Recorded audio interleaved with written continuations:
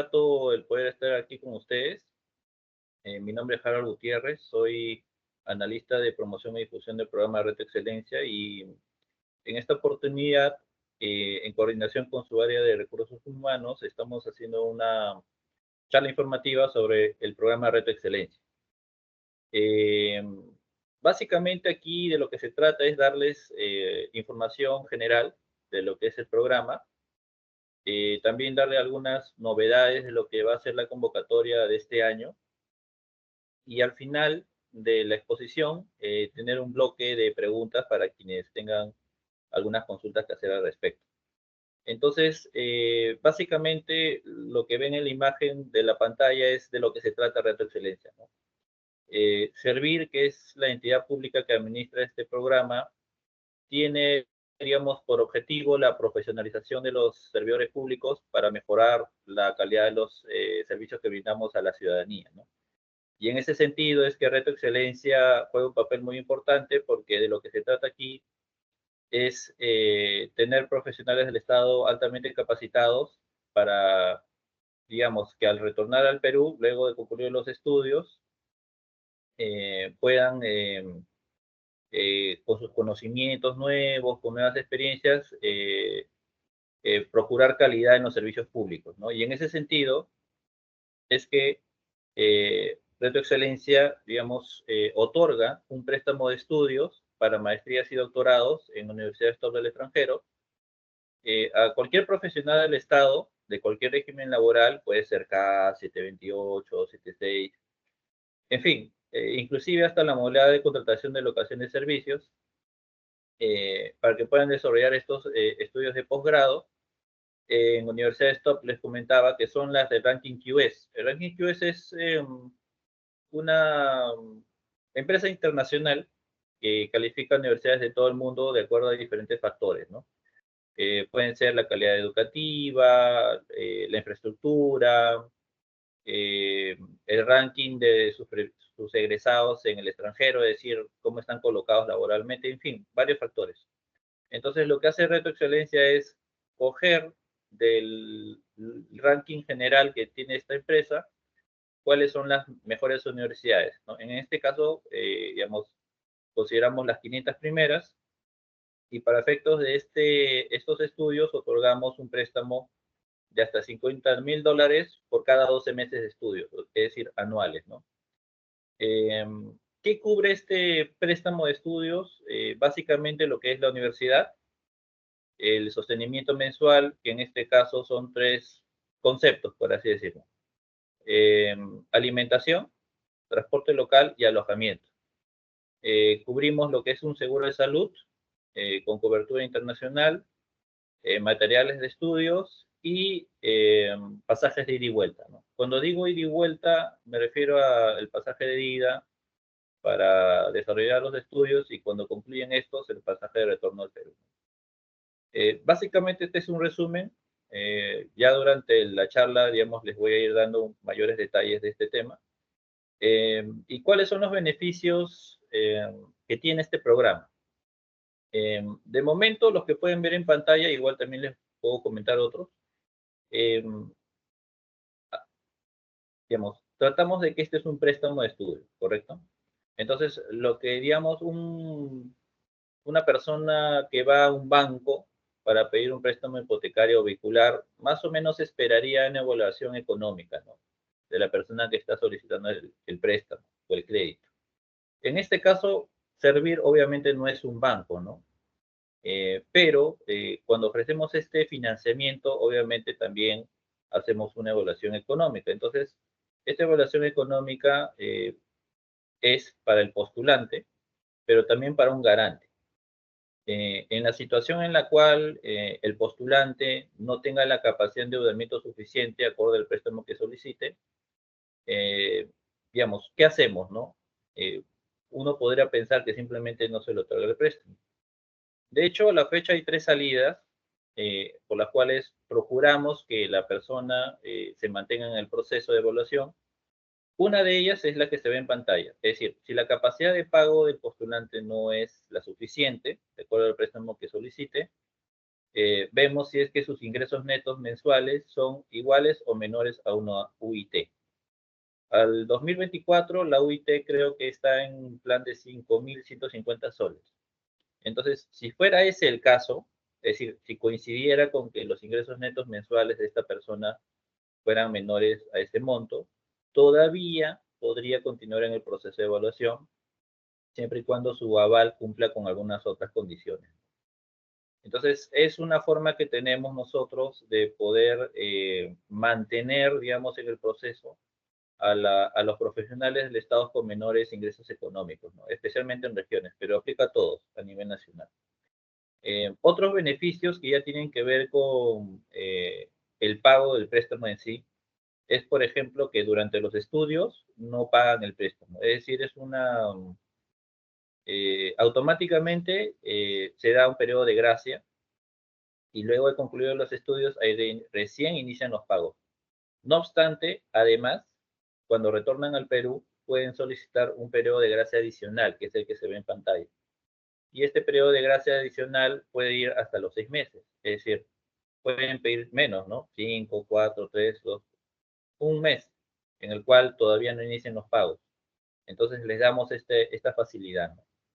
Ojo que esta facilidad también está sujeta a algunas condiciones y requisitos que tienen que cumplir, pero digamos, en la mayoría de los casos se les aprueba.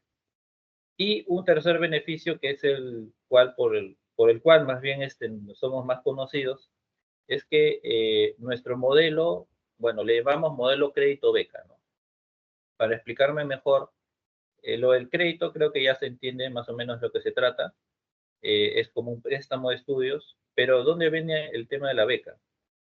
Eh, Cuando un beneficiario del programa concluye los estudios y retorna al Perú, si esta persona se reinserta a trabajar en la administración pública, digamos, alguno de ustedes que retorne a trabajar a salud o cualquier otra entidad pública, pero la idea es que retornen a su anterior centro de trabajo, ¿no?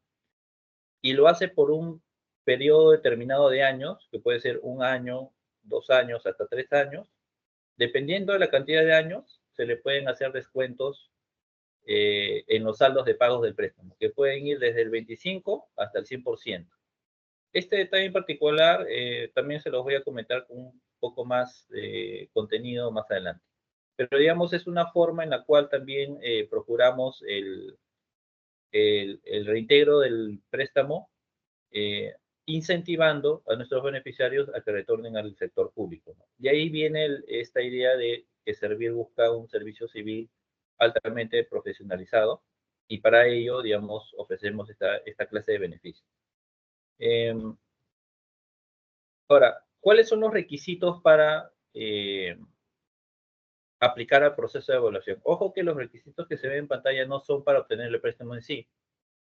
Esto en realidad pasa por un proceso de evaluación de 3 etapas, pero los requisitos para acceder a ese proceso, ¿cuáles son? Nacionalidad peruana, bueno, creo que eso es de momento bastante sencillo, ¿no? Tener como mínimo grado académico de bachiller universitario, porque estamos hablando de maestrías y doctorados, ¿no? Son estudios que son grados académicos que requieren de un grado previo que es el de bachiller, ¿no? Estar trabajando significa que al momento de postular al proceso de evaluación, tienen que estar trabajando en el Estado por 2 años consecutivos o 4 años acumulados. Eh, Consecutivos es básicamente que durante esos 2 años no haya una pérdida de vínculo laboral con el Estado, ¿no? No hayan renunciado, hayan semanas, meses en los cuales no hayan tenido vínculo laboral con el Estado. A eso le llamamos consecutivos. Y acumulados es que, por ejemplo, de repente estuvieron trabajando 1 año en un sitio, pasaron unas semanas o un mes y se reinsertaron a otro sitio. Entonces, esos cortes le llamamos acumulados, ¿no? Es decir, pueden ser experiencias laborales con cortes de vínculo laboral con el Estado. Pero en ese caso tienen que acreditar 4 años.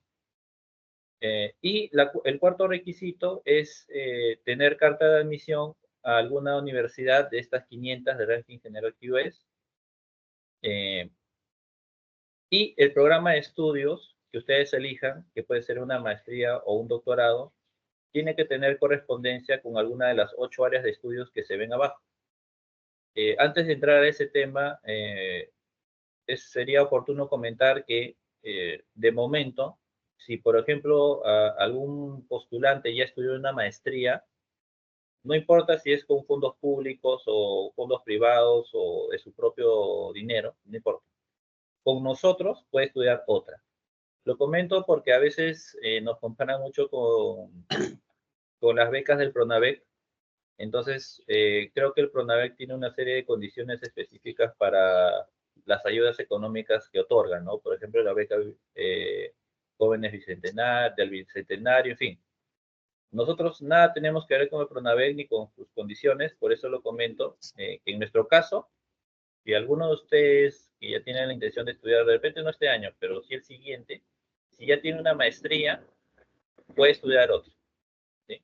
Lo mismo que el doctorado.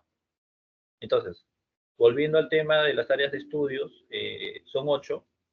Ciencias de la salud, bueno, más o menos tiene que ver con lo que hace de salud y el sistema de salud pública en el Perú.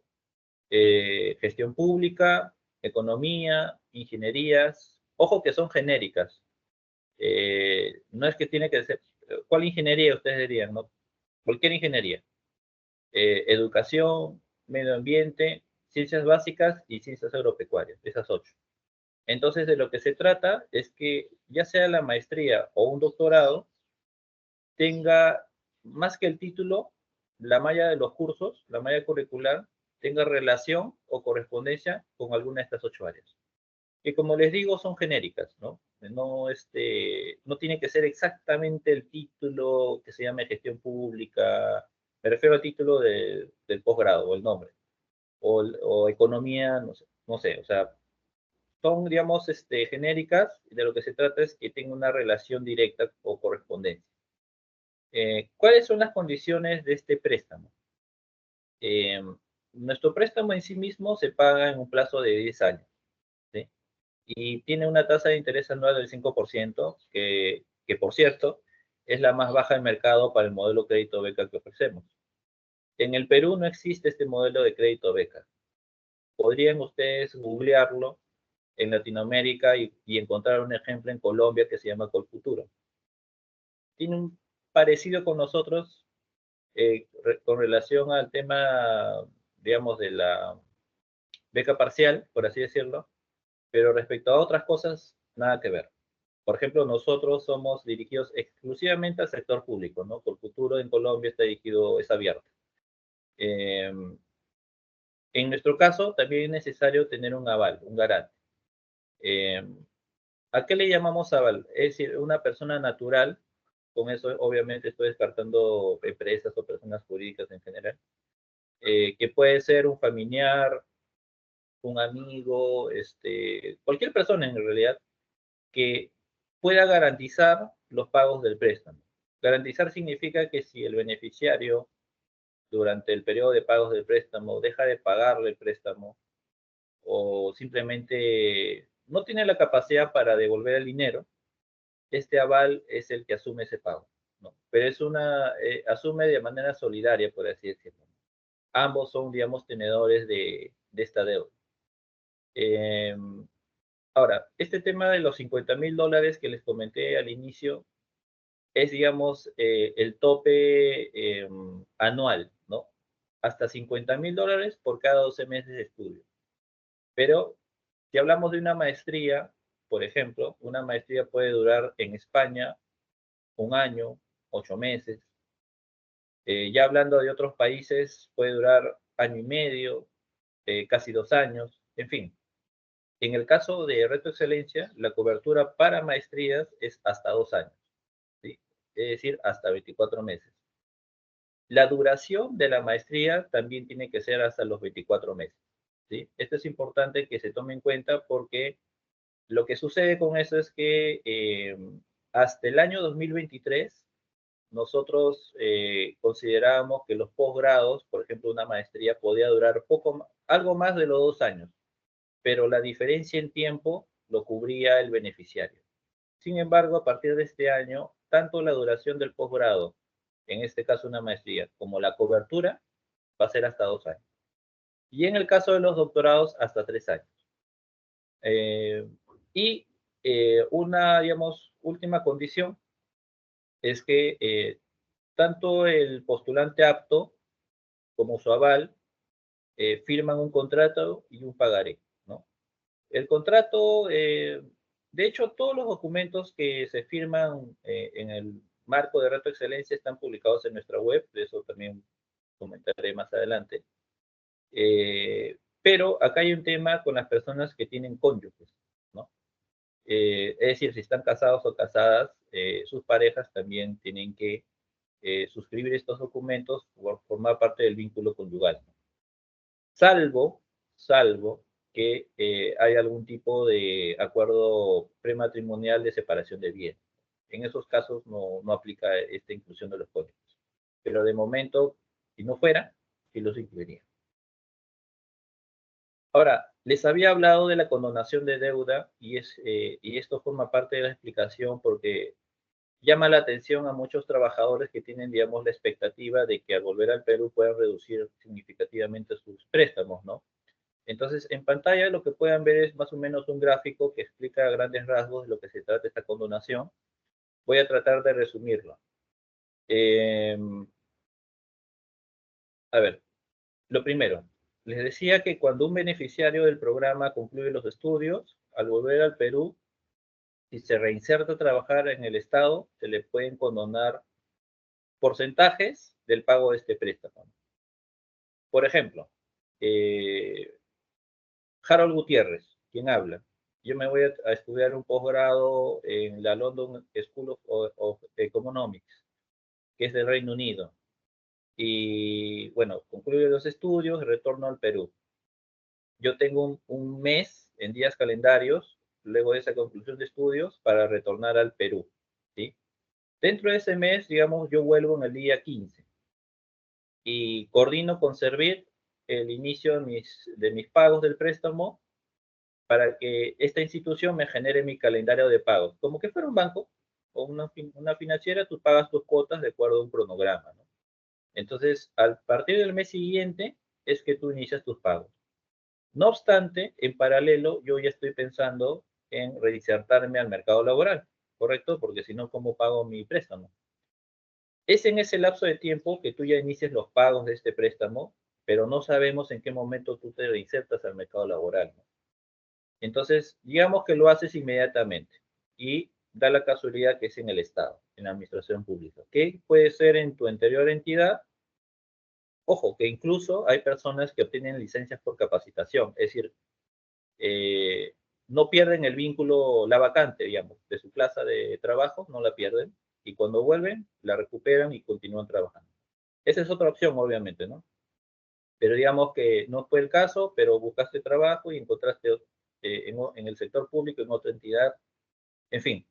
Entonces, en lo que tú pagas el préstamo, tú vas acumulando tiempo de trabajo, ¿no? Que en el caso que se ve en la pantalla dice, por ejemplo, por 12 meses de trabajo, nosotros, al término de esos 12 meses, te descontamos el 25% de lo que te reste por pagar. Significa que hasta que tú cumples ese año de trabajo en el Estado, tú vas a ir pagando cuotas. Entonces, el descuento que nosotros te hacemos es no sobre el total del préstamo, sino sobre los saldos de deuda que tú tengas hasta el momento en que tú acredites ese año de trabajo, ¿sí? Que es lo que se ve en pantalla. Ahora, eso es por un año.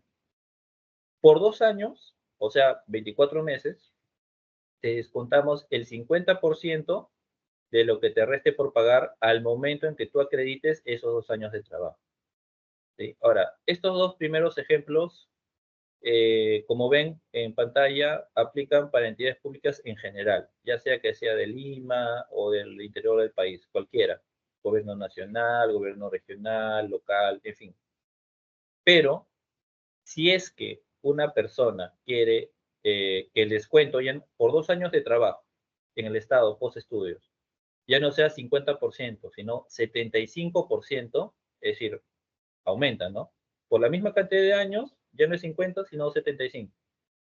Estos 2 años tienen que ser en gobiernos regionales o locales del interior del país o, en su defecto, en cualquier entidad pública, incluido con ubicación en Lima, pero pero que la zona en la cual está esta entidad pública, en la cual usted trabaja, esté identificada por el INEI como zona de pobreza o pobreza extrema. Si aplica cualquiera de esas dos situaciones, el descuento por 2 años ya no es 50, sino 75. Y en el caso de 3 años de trabajo en el Estado, bajo esta misma lógica, aumenta al 100% el saldo de deuda. Digamos que, resumiendo esto, para un préstamo que se paga en 10 años, en el mejor de los casos, con la condonación del 100% de saldo de deuda, solamente pagaría en los 3 primeros años y se ahorrarían 70 años de pagos. Entonces, esta es una forma que tenemos de incentivar a los profesionales que retornan del extranjero a que se reinserten en la administración pública, ¿no? Y la vía es económica, ¿no? Descontando porcentajes significativos del pago del préstamo. Ahora, si se preguntan, ¿yo puedo condonar una sola vez o puedo condonar varias veces? La respuesta es lo segundo. Es decir, como son acumulativos, pueden ustedes, se acreditan el primer año, piden el 25%. Pasa otro año, ya serían 2 años, ¿verdad? Piden no otro 25% más, sino 50% de frente, ¿sí? Ahora, si por ejemplo trabajaron un año, piden igual 25%, eh, trabajan otro año más, ya son 2 años, pero resultó que lo hicieron en esta lógica que les digo de gobiernos regionales o locales, en fin, lo que les comenté, piden el 75%, ¿no? Es decir, es acumulativo, ¿no? En cada oportunidad que ustedes puedan acreditar la experiencia laboral que corresponde, pueden solicitar este beneficio. Y bueno, sí hay una serie de condiciones para acceder a esto. La primera y más lógica es que acreditar el tiempo de trabajo en el Estado que se requiere y bueno, hay unas obligaciones que tienen los beneficiarios durante el periodo de estudios. Obligaciones, por ejemplo, que el obtener un cierto puntaje o promedio ponderado de notas, ¿no? Que en nuestro caso es el promedio de B o su equivalente alfanumérico en el sistema norteamericano u occidental, ¿no? Por así decirlo. Entre otras, ¿no? Entonces, de lo que se trata aquí es que durante el periodo de estudios y ya luego de concluidos estos, cumplan con sus obligaciones para poder también acceder a este beneficio.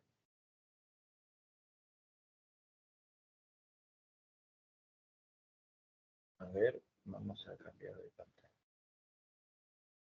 Ya. Ahora, respecto al periodo de gracia que les comenté, eh, recuerden que cuando ustedes inician los estudios, hay un periodo de gracia, por así decirlo, automático, ¿sí? Eh, es decir, no pagan el préstamo y de hecho, si ustedes revisaran otras ofertas, por ejemplo, de préstamos del sector bancario, van a notar que los bancos, en la mayoría de los casos, y no todos, aparte de que tienen una tasa de interés mucho más alta que la nuestra, les piden pagar el préstamo a los pocos meses, ¿no? De iniciar los estudios o ni bien iniciado estos. Entonces, en nuestro caso, mientras estudias, no pagas el préstamo, ¿sí? Ahora, les había comentado este tema de que concluyen los estudios y tienen 30 días calendarios para volver al Perú, ¿no? Y esto es para poder coordinar con nosotros el inicio de los pagos, vía un calendario o cronograma de pagos. No obstante, eh, tienen 35 días calendarios luego de que ustedes retornen al Perú para solicitarnos este periodo de gracia adicional, ¿no? Ahora, este periodo de gracia adicional, les decía, normalmente lo utilizan las personas que no logran obtener una licencia por capacitación con su empleador vigente. Entonces tienen la necesidad de reinsertarse al mercado laboral, ¿no? Y eso puede tomar un tiempo. Entonces, en Servir, cuando se creó el programa Reto Excelencia, se vio que más o menos un plazo prudente para ello podía ser hasta 6 meses. Ahora, este tema de la cantidad de meses de gracia adicional, como les digo, puede ser menos tiempo, eso ya depende de ustedes, eh, pero la gran mayoría pide los 6 meses. Y ojo que no se pierde si es que de repente en el mes 3 ustedes ya encontraron trabajo. O sea, no es que es obligatorio que ni bien encuentren trabajo ya se anule este periodo de gracia, no. Igual se mantienen los 6 meses y cuando cumple, y a partir del mes 7, ahí recién inician los pagos de préstamo. ¿Sí? Lo mismo que en el caso de la condonación, también se tienen que cumplir las obligaciones durante el periodo de estudiante. Ya les comenté algunas de las más relevantes, que es como el tema de las notas. Eh, Otra que por ahí me estaba olvidando es que también les pedimos no solamente el promedio, sino que las reporten, que reporten las notas de acuerdo al calendario académico de la universidad, ¿no? Pero, entre otras cosas, entonces es importante, digamos, cumplir estas obligaciones para poder acceder a este beneficio. Entonces, dicho esto, ya les comenté a grandes rasgos una información un poco más detallada de lo que es la condonación de deuda y del periodo de gracia. Aquí, ahorita lo que estamos viendo es los rubros, ¿no? Ya les había comentado cuáles son, pero hay algunos detalles que es necesario comentarlos, ¿no? Por ejemplo, en el caso de lo que es la matrícula y cuotas académicas, eh, la cobertura que nosotros ofrecemos en sí misma es eso, o sea, los pagos a la universidad. Sin embargo, hay algunos casos en los cuales las universidades, para otorgarles una carta de admisión, que es por donde comienza todo este tema de los estudios, eh, para darte la admisión en sí misma, te piden una reserva de vacante o prematrícula, le llaman, que en realidad es un costo menor del pago total de los estudios, ¿no? Nosotros, como institución, no cubrimos eso. Es decir, si la universidad te condiciona a ti a darte la admisión a un pago previo, eso nosotros no lo cubrimos, ¿sí? Entonces sería un monto, un porcentaje que digamos, la persona tendría que asumir para que la universidad le otorgue la admisión, ¿no? Definitiva. Eh, Aprovecho, hago un paréntesis, porque ya que estoy tocando este tema, cuando hablamos de admisiones de las universidades, estas te pueden dar una admisión definitiva o una admisión condicional, ¿no? En el caso de la admisión condicional, eh, Reto Excelencia admite que la condición puede ser, por ejemplo, como se ve en pantalla, la nivelación de algún idioma o algún curso técnico previo al inicio del periodo ordinario de estudios, ¿no? Cuando digo nivelación de idioma, eh, me refiero a lo siguiente. Quizás algunos de ustedes sepan que para estudiar cualquier cosa, indistintamente si es un grado académico o no, en el extranjero, te pueden pedir que superes ciertos exámenes internacionales de suficiencia del idioma inglés, que también nos pueden haber otros para otros idiomas, ¿no? Pero por lo general, hablemos del inglés, ¿no? Y estos exámenes se llaman, por ejemplo, el TOEFL o el IELTS. TOEFL es más para el sistema americano estadounidense y el IELTS es para el sistema británico. Digamos, te exigen que obtengas un puntaje mínimo en estos exámenes. Entonces, dependiendo del puntaje que tú obtengas, la universidad te puede decir, ok, tienes tal puntaje, entonces, pero no me basta, ¿no? Algo así. Entonces, en tu carta de admisión te dicen, te doy la admisión condicional a que tú en mi universidad o un instituto mío que pertenezca a mi conglomerado, eh, lleves unos 3 meses del idioma para nivelarte, ¿no? Antes de que inicien las clases. Ya. Eso exactamente es lo que nosotros, como quien dice, admitimos, ¿sí? Y respecto a los cursos técnicos, bueno, es eso mismo, ¿no? Sea que te vayas a la rama de ingeniería o de economía, en fin, como cuando uno aplica un pregrado, a veces te dan la admisión, pero antes tienes que llevar una suerte de estudios previos, ¿no? Al inicio de las clases, entonces, igual aplica con nosotros. E incluso podemos cubrir, en ambos casos, hasta 4 meses digamos, de lo que cueste esta nivelación. Lo que es el sostenimiento mensual, ya les comenté más o menos los rubros, igual lo vuelvo a decir, son alojamiento, transporte local y alimentación, ¿no? Esos tres. Ahora, ¿cuánto equivale? Nosotros en nuestra web, cada año, y de hecho Reto Excelencia tiene ya, con este año serían 12 años, publicamos una lista de montos máximos de sostenimiento mensual. Y en esta lista normalmente actualizamos los topes máximos por país y ciudad que nos pueden pedir para este concepto, ¿no? De momento todavía no está publicada esa lista para este año. De hecho, la información de la convocatoria de este año todavía no está publicada, pero lo vamos a hacer próximamente. Entonces, cuando se publique, igual ustedes lo pueden revisar, ¿no? No obstante, quienes tengan curiosidad o interés, pueden revisar la lista del 2023. De hecho, para este año hemos aumentado un poco más los topes máximos por temas de la economía global, de la inflación. Entonces, pueden tomarlo como referencia. Materiales de estudios, por ejemplo, necesito una laptop, necesito libros, en fin, cosas de ese estilo, cubrimos por año hasta $1,375. ¿Sí? Ojo que son dólares estadounidenses. Y el seguro de salud, bueno, que tienen que tener cobertura internacional. Eh, Hay universidades que dentro de la matrícula incluyen o pueden incluir un servicio de salud o de seguro de salud, un equivalente, digámosle así, pero lo ofrece la misma universidad. Entonces, si ese fuera el caso, eh, ya nosotros, bueno, si ese fuera el caso y ustedes lo solicitan como parte de los rubros a cubrir, porque, ojo, eh, no es obligatorio que nos pidan los 5, ¿sí? Nos pueden pedir todos o nos pueden pedir 4, 3, 2, 1. A veces nos piden solamente los pagos en la universidad y todo lo demás lo cubren de su propio dinero u otras ayudas económicas. Pero digamos, si nos piden el seguro de salud y este les es aprobado, nosotros podemos, digamos, pagarlo directamente a la universidad, ¿no? Lo mismo que los costos de los estudios. Ahora, otro tema importante por comentar y se ve en pantalla es que cualquier gasto en el cual incurra un postulante, no llamemos beneficiario aún, sino un postulante, ¿no?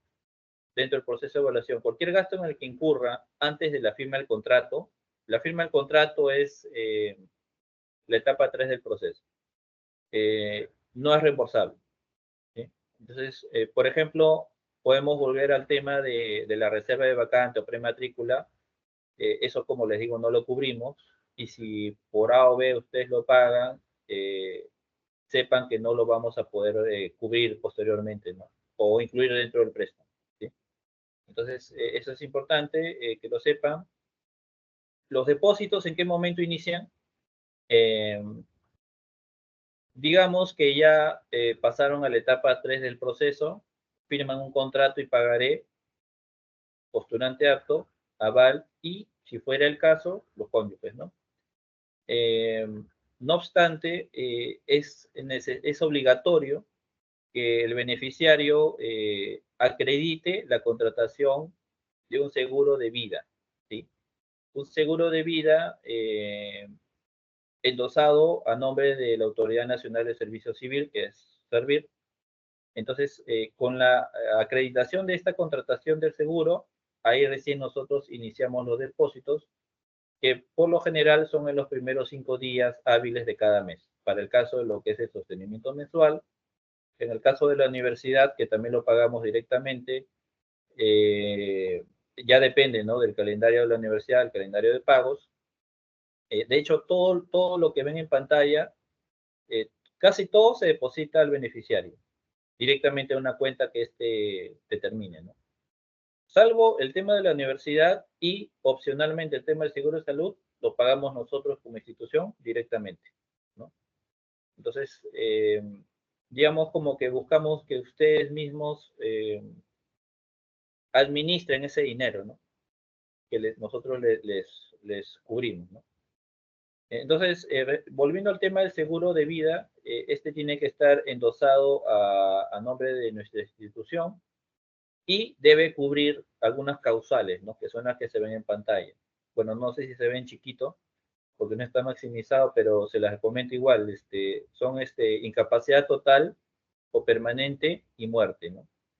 Obviamente son situaciones que nadie espera, pero, digamos, es necesario, digamos, que nuestros beneficiarios puedan adquirir este servicio financiero para que, digamos, como Estado no perdamos este dinero, ¿no? Porque recuerden que estos financiamientos que otorga Reto Excelencia, o mejor dicho, que otorga Servir a través de Reto Excelencia, son cubiertos con el dinero de todos los peruanos, ¿no? Y tienen un objetivo. Entonces, nosotros financiamos este programa en parte con el retorno de estos pagos, ¿no? De los beneficiarios. Ahora, hasta aquí, digamos que ya les he comentado a grandes rasgos lo que es Reto Excelencia, a lo que apunta, los beneficios que tiene y lo que ofrece en sí mismo como cobertura, ¿no? Este punto en particular, que es la evaluación económica y que es, digamos, la parte en la cual se centra directamente esta evaluación, me refiero a la evaluación integral que se hace, que se compone de 3 etapas, les comentaba, pero siendo un préstamo de estudios, el principal componente que juega un papel aquí para determinar si una persona obtendrá o no el financiamiento es la evaluación económica. Entonces, por eso quería hacer un énfasis en esto. ¿En qué consiste esto? Ahora, durante el proceso de evaluación, un postulante va a llenar una serie de formatos virtuales. Ojo que todo esto es virtual, ¿ah? Hay un aplicativo que todavía no está habilitado, pero digamos es virtual y dentro de ese aplicativo hay una serie de formatos virtuales que los postulantes van llenando y dentro de estos formatos virtuales van adjuntando documentos, ¿no? En PDF. Entonces, la evaluación económica se realiza en la etapa 2 del proceso, pero digamos que básicamente de lo que se trata es que tanto el postulante como su aval, ¿sí? eh, declaran sus ingresos netos mensuales y gastos mensuales, ¿sí? Que en realidad debería ser un promedio de los 3 últimos meses, ¿no? Entonces ven los 3 últimos meses, sus boletas de ingresos, declaran el promedio. Hacen más o menos un cálculo de sus gastos mensuales en los 3 últimos meses, hacen un promedio y lo declaran, ¿sí? Automáticamente nuestro sistema eh, arroja el saldo disponible, que es básicamente la resta, ¿no? Y digamos, en el caso de que tengan cónyuges, les decía, los cónyuges también firman un contrato y un pagaré, pero también tienen que declarar sus ingresos, ¿no? Igual, esta idea de que si hay un acuerdo prenupcial de separación de bienes, si fuera el caso, ya no tendrían la obligación de declarar los ingresos y gastos de estas otras personas. Pero digamos que no se da eso, tendrían que declararlos. Entonces, una vez que se obtiene el saldo disponible, básicamente, ¿cuál es la lógica para poder determinar si el postulante y además si su aval tienen la capacidad de endeudamiento suficiente? Es la siguiente. Eh, Nosotros tenemos en nuestra web una calculadora de cuotas. Eso sí lo pueden revisar. No es que no esté publicado, o sea, está publicada siempre. Entonces, lo que hace el postulante que quiere aplicar a nuestro proceso es eh, arma un presupuesto, ¿sí? Y lo ingresa a esta calculadora de cuotas. La calculadora le va a arrojar en automático una cuota mensual en dólares, pero también lo pueden sacar un equivalente en soles, ¿sí? Entonces, de lo que se trata aquí es que ese saldo disponible que ustedes también pueden, digamos, generar haciendo un ejercicio práctico, ¿no? Eh, digamos, sea suficiente para pagar esa cuota mensual, ¿sí? Que es más o menos lo que se ve en pantalla, ¿no? Tratando de, con los gráficos, ejemplificarlo, ¿no? Ahora, ¿cómo esto se traduce, no? Y acá hay un ejemplo, porque, digamos, nuestros amigos del recursos humanos de salud nos han pedido, bueno, de la red Almenara nos han pedido eh, poner ejemplos, ¿no? Por ejemplo, digamos, Susana Díaz, que es administradora con 4 años acumulados de trabajo en el Estado, por ejemplo, 2 en el MINSA, estuvo un tiempo sin trabajo, se reincorporó a de salud, hasta 4 años acumulados, y a la fecha es profesional CAS. Entonces, aplica el proceso de evaluación y solicita un préstamo de estudios por, bueno, en pantalla le ponemos $30,000, ¿no? Hizo el cálculo en nuestra calculadora de cuotas, que su cuota mensual de pagos a 10 años y con una tasa de interés anual del 5% es de $318 o 1.200 soles, ¿no? Más o menos. Entonces tenemos que la cuota mensual de pagos, digamos, los 1.200 soles, representa el 50% del saldo disponible de Susana, ¿no? Ay, perdón. ¿Se salió de la pantalla? Sí, no. Está bien, está en el ejemplo. Allá, es que, a ver, allá. Ejemplo, diapositiva número 2. Ya está. Entonces, por ejemplo, si el saldo disponible de Susana fuera 2.390 soles, que les decía, es el resultado de restar su ingreso neto mensual menos sus gastos mensuales, su saldo es 2.390, ¿sí? Entonces, si su cuota de pagos fuera 1.200, esto representa el 50% de lo segundo, ¿correcto? Ahora, en el caso de su aval, hacemos el mismo ejercicio. Digamos que su saldo disponible fuera 2.000 soles, ¿sí? Entonces, su cuota mensual referencial, o mejor dicho, la cuota mensual referencial de Susana representaría casi el 60% de ese saldo disponible del aval. Entonces, hecho este ejercicio numérico, para que se entienda esta lógica de la evaluación económica, por ejemplo, si nuestro tope de que no debe superar esa cuota mensual referencial respecto al saldo disponible fuera un 40%, ¿no? Tanto Susana como su aval serían descalificados, ¿no? ¿Se entiende hasta ahí? Porque estamos hablando de que uno es el 50% del otro, y en el caso del postulante y en el caso del aval es el 60%, ¿no? Entonces, lo que nosotros buscamos es que esa cuota mensual referencial de pagos no supere un cierto porcentaje de ese saldo disponible, ¿no? De cada uno, quiero decir, tanto del postulante como de su garante. Entonces, si nosotros tuviéramos ese porcentaje en 40% como tope, ni Susana ni su aval podrían, digamos, continuar en el proceso, por así decirlo, porque no tendrían ambos, no uno por separado, sino ambos no tendrían la capacidad de endeudamiento suficiente. Pero digamos que nuestro tope fuera el 50%, ¿sí? Digamos que fuera 50. En ese caso, Susana sí pasaría esa evaluación económica, pero como ven, el aval no. Entonces, esta es la forma, digamos, más práctica para poder identificar qué persona tiene una solvencia económica acorde al monto de préstamo que nos solicita, ¿sí?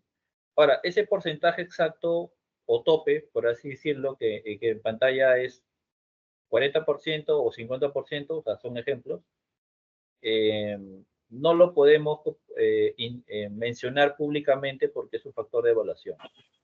Y eso es porque si estuviera indicado, las personas podrían ajustar los números como para que calce. Y de hecho, este es un sistema que se usa en el sistema bancario. Más o menos ellos ven qué tanto de tu saldo disponible puedes pagar de acuerdo a un porcentaje máximo, ¿no? Que no debe superar. Entonces, esta es la lógica o forma parte de la lógica de la evaluación económica. Igual, si alguien tiene una duda, ya en el bloque de preguntas se lo puedo volver a explicar. Y además, como ven acá en pantalla, aparte de la capacidad de endeudamiento, también les pedimos su récord crediticio de centrales de riesgo privadas. Para quienes no sepan qué es un récord crediticio, es básicamente un documento que te emite una empresa, ¿no? Que le llaman central de riesgos, por ejemplo, Infocorp, ¿no? Quizás alguno ya más o menos relaciona el tema. Hay otras como Equifax o Sentinel que brindan el mismo servicio y básicamente te emiten un documento donde hay un historial de tus pagos y si estos han sido puntuales o no.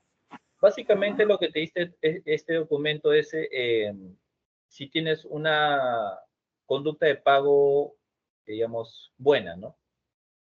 Entonces, nosotros lo que hacemos es pedirle al postulante y a su garante, cada uno tiene que, digamos, dentro de este aplicativo, cargar este reporte crediticio de centrales de riesgo privadas. Ahora, la SBS, que es una entidad pública, también emite estos reportes, pero nosotros no lo, dentro de nuestro marco normativo no lo aprobamos. O sea, tiene que ser una central de riesgos privada. Ahora, algunas características respecto a estos reportes es que tienen que ser emitidos a color. Eso es porque, dependiendo de la empresa, pueden usar diferentes sistemas de calificación, ¿no?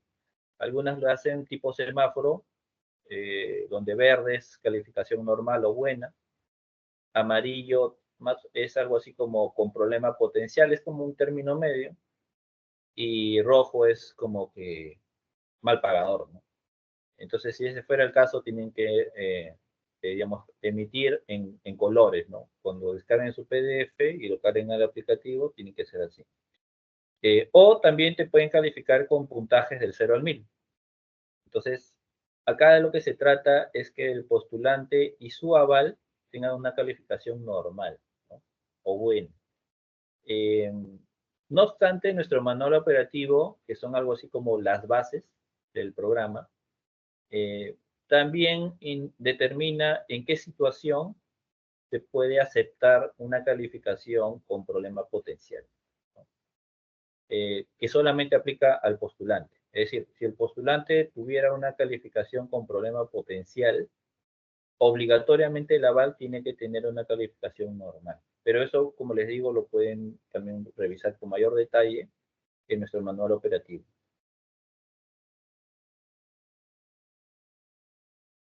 Para ir avanzando, porque, digamos, otros detalles ya de la exposición son un poco más breves, pero esto es muy importante que lo conozcan, porque de esto se trata todo en realidad, ¿no? Ahora, ¿qué pasa si no tengo la capacidad de pago suficiente? ¿Sí? ¿Qué pasa si no tengo la capacidad de pago suficiente? Que es algo que puede suceder, ¿no? Aunque uno no lo quiera, pues mucho va a depender de cuánto ganas, cuánto gastas, lo mismo tu aval, cuánto pides en préstamo, ¿no? Pero puede suceder. Servir de, bueno, al inicio de la exposición yo les planteé una opción, que es la 2, la número 2, pero de hecho hay 3, de las cuales una recién se ha generado para este año, ¿sí? Que es la tercera. Pero voy en orden de prelación, ¿no?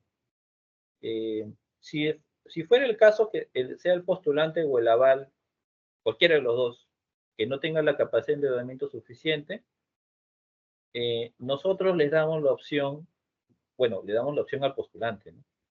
De poder reducir ese préstamo. Es decir, si antes nos pedía 100, tú lo puedes reducir a 80 y de repente 80 sí te puedo cubrir, no los 100, ¿no? Entonces, ¿eso es viable? Sí. Eh, pero está sujeto a que la diferencia de 20, por así decirlo, ustedes acrediten de dónde lo van a sacar, ¿no? Porque si tú hiciste un cálculo inicial que necesitaba 100 para desarrollar bien tus estudios, tenemos que nosotros asegurarnos de que concretes bien tus estudios. Entonces, lo que ustedes reduzcan en dinero para poder continuar en el proceso, tienen que acreditar ante nosotros de dónde lo van a sacar. A eso le llamamos cofinanciamiento. ¿Y qué otras ayudas económicas podemos aceptar? Por ejemplo, becas que la universidad les dé al momento de la admisión, eh, ayudas económicas del Estado, pues el Pronavec también, o del sector privado, ¿no? Por ejemplo, becas Fulbright, Fundación Carolina en España. Fulbright es de Estados Unidos. Eh, Fundación Carolina es de España. En fin, hay algunas que de repente ustedes ya conocen, ¿no? Entonces le damos esa facilidad. Eh, Cuando la situación tiene que ver con el postulante, es lo que les comenté al inicio, ¿no? Que si la capacidad de pago del postulante no es la adecuada, vemos también si es que tiene ingresos netos mensuales que sean iguales o menores a un IT. Si ese fuera el caso, podría continuar en el proceso, pero el aval necesariamente, obligatoriamente, tiene que tener la capacidad de pago suficiente, eso sí, de todas maneras, y además cumplir una de dos condiciones, que son las que se ven en pantalla. Básicamente, tener un ingreso bastante mayor al del postulante o en su defecto tener bienes eh, muebles o inmuebles en registros públicos, que son algo así como una garantía del pago futuro del préstamo. Pero si fuera el caso únicamente del aval, que es el aval el que no tiene la capacidad de pago suficiente, a partir de este año les vamos a dar la facilidad de que puedan cambiar de garante, ¿sí? Entonces, acá de lo que se trata es que un postulante a reto de excelencia, en lo posible, porque yo sé que a veces es complicado poder tener a alguien que pueda, digamos, garantizarte, ¿no? Económicamente, en lo posible que tengan dos opciones de aval, ¿no? Entonces damos esa facilidad que está sujeta a un plazo, ¿no? Como se ve en pantalla, al menos en el caso 1 y en el caso 2, les damos un plazo de 5 días hábiles para poder, digamos, hacer estos cambios o modificaciones que son tiempo posterior a la notificación de esta incapacidad de pago. Ahora, les he explicado todo esto con cierto detalle.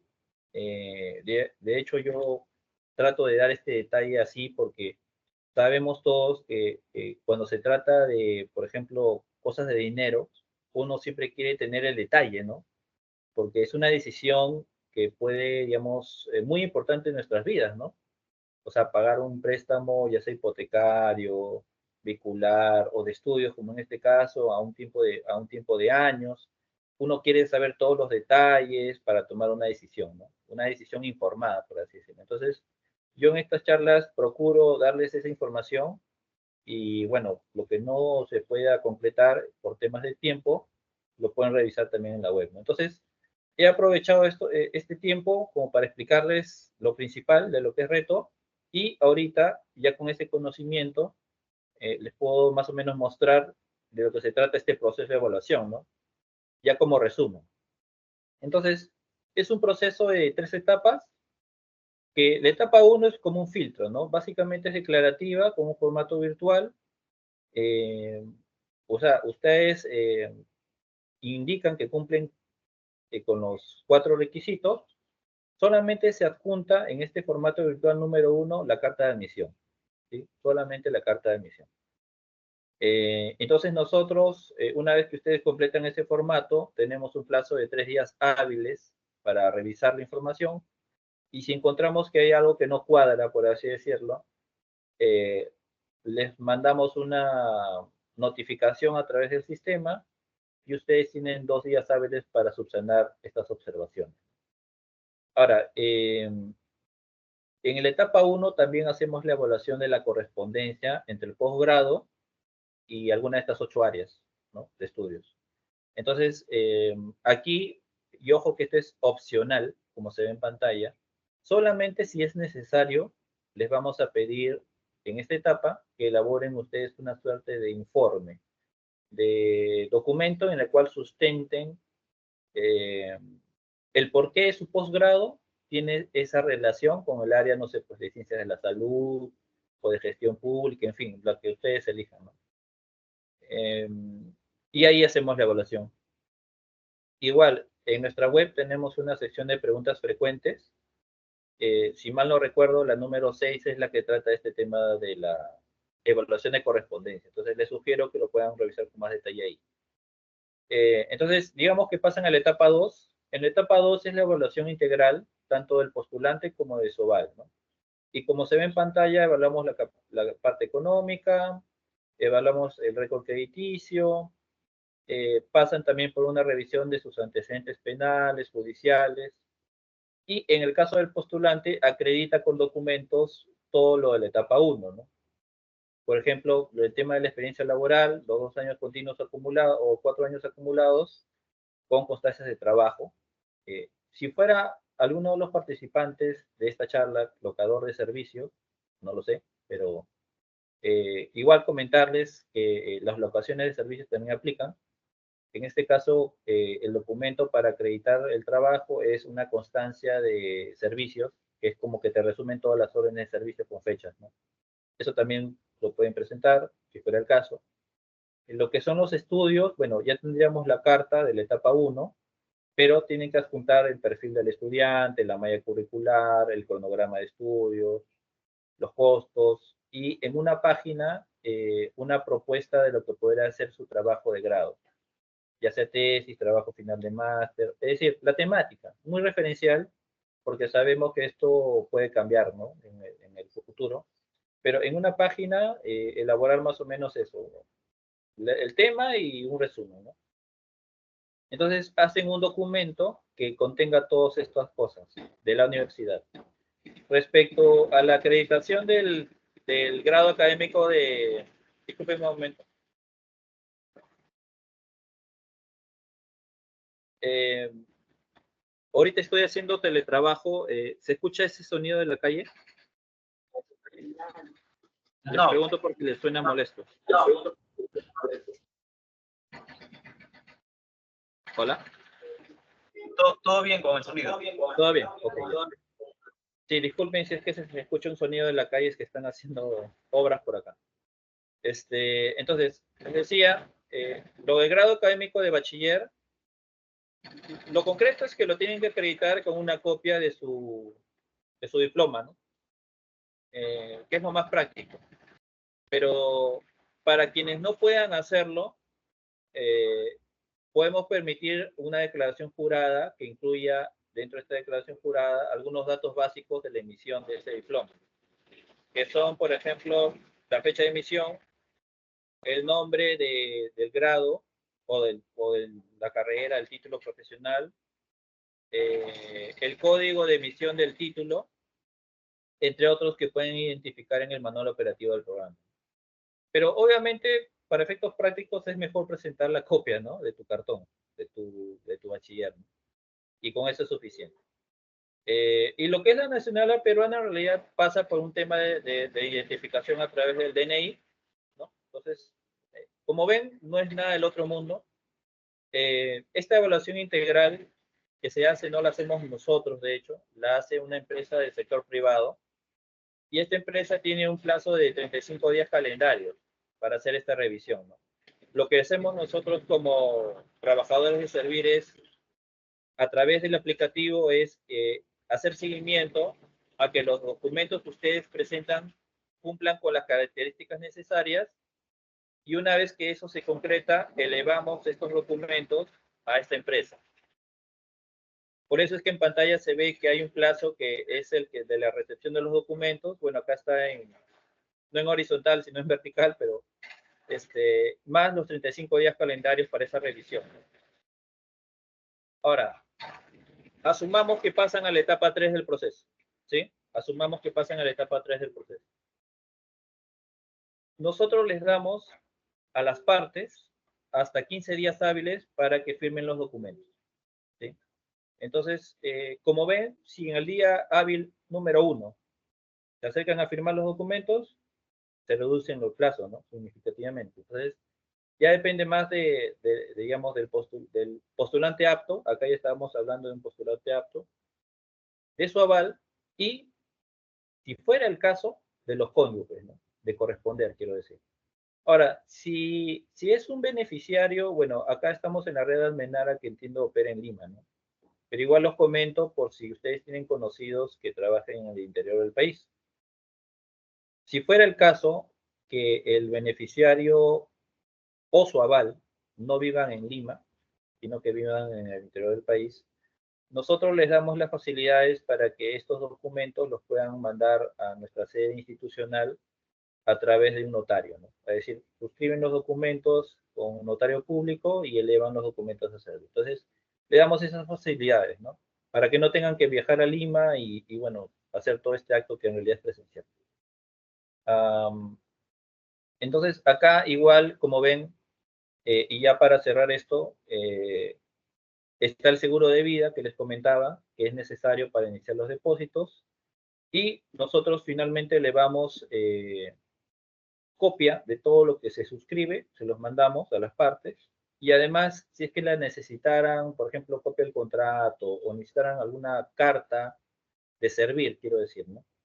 En la cual nosotros indiquemos que la persona tal ha obtenido un préstamo del Estado para tales fines, por tal monto, en fin, algo que le sirva, por ejemplo, para la visa, para obtener la visa o para su cita con la embajada, quiero decir, o por cualquier otro fin, lo podemos hacer, no hay problema, pero tienen que solicitarlo, ¿no? Ahora, todo este proceso en conjunto, como ven, de 3 etapas, toma más o menos entre 30 a 46 días hábiles. Ahora, y la evaluación es por postulante, ojo, es individual, no es grupal. A veces esto, y la verdad que es muy recurrente, que se sujeta a una confusión, ahí quizás es también un tema de error nuestro en no poder hacerlo un poco más detallado, pero en nuestros cronogramas que publicamos todos los años, siempre ponemos etapa 1 hasta tal fecha, etapa 2 hasta tal fecha, etapa 3 hasta tal fecha. O sea, son plazos máximos, ¿no? Significa que si yo, Harold Gutiérrez, o Susana Díaz, la persona del ejemplo, ¿no? Que ahora trabaja en salud, este, se aplica al préstamo de estudios, o sea, inicia todo este proceso el día 15 de junio, ¿no? 15 de junio. A partir del 15 de junio, yo me puedo inscribir al aplicativo. Digamos que el 16 de junio completo yo el formato virtual número 1. Entonces, a partir de que yo completo el formato virtual número 1, yo puedo contar más o menos este tiempo de hasta 46 días hábiles para saber que al término de ese tiempo yo ya firmé mi contrato, y es que todo salió bien, quiero decir, o digamos que, bueno, pasó algo y simplemente me descalificaron, ¿no? Pero digamos, es predecible, quiero decir. Ello para las personas que pudieran tener algún tema respecto a que inicio mis clases en septiembre, porque en España y en Europa en general, por lo general las clases inician en septiembre, octubre, ¿no? En Estados Unidos inicio un poco antes, pero a lo que voy es que, y quisiera ser enfático en esto, el proceso de evaluación es individual y tiene un plazo de 46 días hábiles aproximadamente, ¿sí? Ahora, ya con esto, hasta acá ya, digamos, cierro lo que es la exposición. Hay algunos otros temas que en realidad son más que todo genéricos. Igual, a través de su área de recursos humanos, les vamos a compartir esta presentación en PDF para que la revisen. Algunos detalles que deben recordar respecto a la convocatoria de este año es lo primero. Es que de momento ahorita, si ingresan a la web, no van a encontrar información de este año, sino de la del 2023.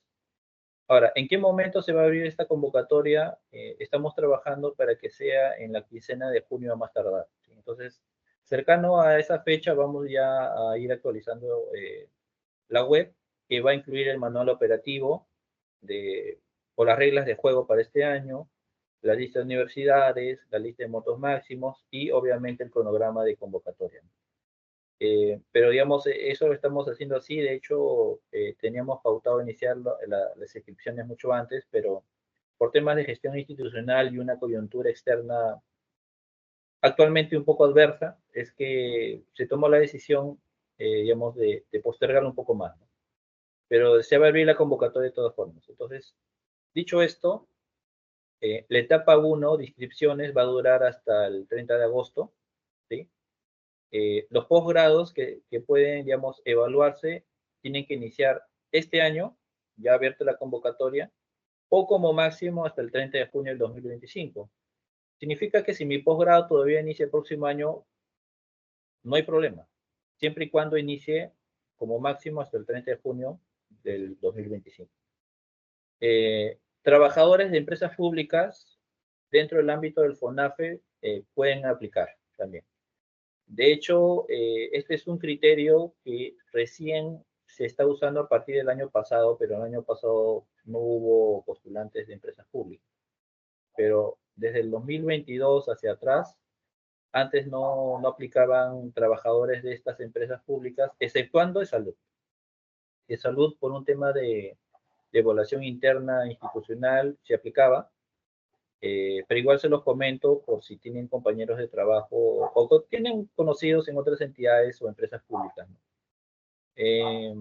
Ahora, se han publicado unas modificatorias al manual operativo del año pasado. Las modificatorias que deberían conocer principalmente son las que se ven en pantalla, ¿no? Es decir, a partir de este año, un beneficiario del programa que esté estudiando en cualquier universidad va a poder ejercer actividad laboral durante los estudios. Esto antes no lo permitíamos porque teníamos la idea de que se dediquen exclusivamente a los estudios para obtener buenas notas, ¿no? Esa era la intención, pero vemos que por la realidad mundial que se ha elevado el costo de vida de todo, quizás fuera necesario el que a algunas personas se les permita poder trabajar paralelamente a los estudios, ¿no? Y así poder solventar cualquier gasto que tengan en el camino, ¿no? Indistintamente del monto de préstamo que se les apruebe. Entonces, de momento se les permite trabajar y este permiso no está sujeto a cumplir condiciones ni nada. Es decir, es automático. Lo único que les pedimos, y está en pantalla, es que no descuiden el tema de las notas, ¿sí? Que en nuestro caso es tener un promedio B o su equivalente alfanumérico. La duración del posgrado, les decía, en el caso de una maestría, tiene que ser 2 años como mucho, ¿sí? Y en el caso de un doctorado, 3 años. Lo mismo es la cobertura, va a ser igual en ambos casos. Y esto ya lo conocen, que pueden cambiar de aval si es que esta persona, digamos, no tiene la capacidad de endeudamiento suficiente, ¿no? Entonces, eso, digamos, son los principales cambios para este año que se van eventualmente a comunicar a través de la web. Y para postular, básicamente es intuitivo, ¿no? Cuando ya todo esté armado en la web, y esto siempre se da así en todos los años, bueno, desde que existe el go.p al menos, tenemos un espacio en el go.p que es el que ven en pantalla, www.go.pe / reto excelencia, todo seguido. Ahí buscan toda la información, pueden buscar el manual operativo de todos los años, y, digamos, y las modificatorias vigentes. También contamos con un manual del postulante. El manual del postulante es básicamente una guía para saber cómo llenar los formatos virtuales. Formato 1, formato 2, en fin. Te ayuda, es como un tutorial para usar el aplicativo de postulación. Entonces, cuando esta información ya esté publicada, por lo general ponemos el enlace en una cabecera, ¿no?, de web. Ponemos una imagen referencial, pero básicamente es eso. Buscan la información, el enlace, quiero decir, al aplicativo cuando este esté habilitado, ingresan y simplemente comienzan la postulación, ¿no? Con esto cierro. Solamente, esto, ojo, que es muy referencial, pero de repente sí les llama la atención para que se hagan una idea, ¿no? Por lo general, la mayoría de los préstamos que aprobamos son para España, o Europa en general, ¿no? Si contamos también el Reino Unido, ¿no? Las universidades que más préstamos, digamos, se llevan, por así decirlo, son la Complutense de Madrid y la Universidad de Barcelona, pero hay otras, ¿no? Eh, Algo que debo recalcar es que en el caso de España no aplican los másteres propios, ¿sí? Y esto no es por un tema nuestro, sino que la SUNEDO en el año 2020 dio una disposición para que en adelante solamente en el Perú se reconozcan los másteres oficiales o universitarios también le llaman, pero ya no los másteres propios. Entonces, como la idea es que el servidor público al volver al Perú también haga el reconocimiento de su grado, porque si no, no tendría razón de ser. Entonces, los másteres propios de España ya no aplican a reto excelencia tampoco. En el Reino Unido, bueno, la London School of Economics, la UCLA, en Estados Unidos, Columbia y Harvard, ¿no? Digamos que estos son por país o destino académico más demandados, son las universidades donde hay más préstamos aprobados. Pero lo concreto es que en el caso de España, y ojo que estos números no son un tema que ustedes encuentran en estas webs de ayuda a estudiantes, ¿no? Que son como muy generales, ¿no? Los promedios, pero estos números son reales del cálculo que hemos hecho de 12 años de convocatorias. Entonces, en el caso de España, por lo general, el promedio de préstamo que se nos ha pedido ha sido de $26,000, ¿sí? Promedio. Pero hay préstamos que van desde los 5,000 hasta los 64,000, ¿no? O sea, es muy variable, pero en promedio más o menos $26,000, digamos. En el Reino Unido, el promedio es de 43,000, pero hay préstamos que van desde los 17,000 hasta los más de 100,000. En el caso de Estados Unidos, el promedio es más o menos de 54,000, pero lo mismo que en el caso del Reino Unido, van desde los 5,000 hasta los 100,000. Y ya incluimos a Chile por ser el cuarto en posición. Más o menos el promedio de préstamo es de $31,000, pero los hay préstamos desde los 13,000 hasta los $50,000. Ahora, si se preguntan, ¿y cómo es en el caso de Francia o Alemania, que por ahí pueden ir con Reino Unido? En el caso de Francia y Alemania, eh, en promedio es un poco mayor que el de Reino Unido, pero cuando hablamos de mínimos y máximos es bastante menor, ¿no? Para efectos prácticos podríamos decir en todo caso que Reino Unido, Francia, Alemania están por ahí.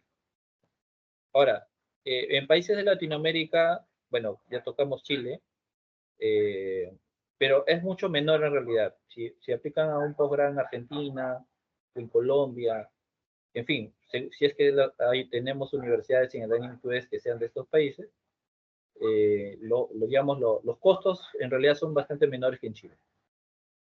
Ahora, esto realmente va a depender mucho, mucho de la cantidad de tiempo que duran los estudios, porque no es lo mismo un préstamo que pides para un año que para 2 años, especialmente si es en un país cuyo costo de vida es bastante elevado, como es el caso de Estados Unidos, Australia o el Reino Unido, ¿no? Entonces, es multifactorial el por qué, digamos, los montos pueden ser en un país y en otro país otro, ¿no? Como les digo, estos son rangos promedios que hemos sacado a raíz de todas las casuísticas de las 11 convocatorias que hemos tenido hasta el año 2023. Y este año sería la 12ª. Ya con esto cierro. Esto en realidad es algo bastante intuitivo. Básicamente lo concreto aquí es que tenemos una guía del postulante en nuestra web, que más o menos es como un caminito que deberías ir tomando, ¿no? O sea, los pasos básicos que tendrías que seguir para poder finalmente aplicar la reto excelencia, pasar el proceso de evaluación y desarrollar tus estudios. Entonces, por ejemplo, para tú obtener la admisión en una universidad del extranjero, por lo general te van a pedir, puede ser un ensayo, puede ser una carta de motivación, o inclusive hacer una entrevista online, ¿no? En otros casos te piden constancias de estudios de tu pregrado o constancias laborales. También te pueden pedir una carta de recomendación, de preferencia que sea una carta de recomendación académica, ¿no? De algún profesor que tuviste en el pregrado, no tanto laboral, pero digamos es una recomendación. Te podrían pedir, les comentaba, tener cierto nivel de idioma, en el caso del inglés, con un puntaje mínimo en el TOEFL o el IELTS, o si es en el francés, otros tipos de exámenes u otros idiomas. Constancias de ingresos, porque normalmente en las embajadas quieren asegurarse de que tengas el dinero suficiente para solventar los estudios, ¿no? Ahí viene el tema que les comenté, que cuando concluye su proceso de evaluación, les podemos dar una carta en la cual indiquemos la aprobación de este préstamo. Entre otros, ¿no? Entonces, ya con eso, si es que no les he explicado de manera detallada todo lo que es Reto Excelencia en realidad, aquí más o menos les planteamos de lo que se trata Reto ya durante los estudios y post estudios. Durante los estudios le damos el acompañamiento necesario. Es más, si ustedes forman parte de clubes de estudiantes, hacen ponencias, también las difundimos en la medida que ustedes las compartan con nosotros, ¿no? A través de los canales de comunicación de Servir. Y cuando ya concluyen los estudios, facilitamos su retorno. Es decir, aquí de lo que se trata es tener una comunicación constante y fluida, ¿no? Y cuando concluyen los estudios y vuelven al Perú, pues tenemos una serie de actividades que tienen por objetivo, por ejemplo, como se ve en pantalla, tenemos una comunidad virtual en LinkedIn, que es un grupo de beneficiarios de diferentes convocatorias. Desarrollamos cada tantos años un encuentro nacional de beneficiarios, que en algunas ocasiones lo hemos hecho presencial, en otro virtual. Convocamos a representantes de diferentes entidades del Estado, del gobierno nacional, también del sector privado, en fin, hacemos una serie de coloquios. También tenemos en nuestra web un anuario virtual de los beneficiarios y un espacio semillero de talentos. Semillero de talentos le decimos así porque son como entrevistas que hacemos a algunos beneficiarios del programa que se reinsertaron al mercado laboral en el Estado y que además obtuvieron grandes logros, ¿no? Y también tenemos un, llamémosle repositorio, pero no tiene esa figura, pero la Escuela Nacional de Administración Pública, que también pertenece a Servir, tiene una serie de guías temáticas y una de esas le llamamos Banco de Investigaciones Reto Excelencia. Entonces ahí uno puede buscar, según el tema genérico, diferentes tesis, trabajos finales de máster, disertaciones o como le llamen, de los beneficiarios del programa. No de todos, pero sí de un grupo importante. También, aunque esto que les voy a comentar no lo hemos hecho en un par de años, pero lo vamos a retomar, tenemos un microprograma que se llama Reto Cumplido y básicamente es que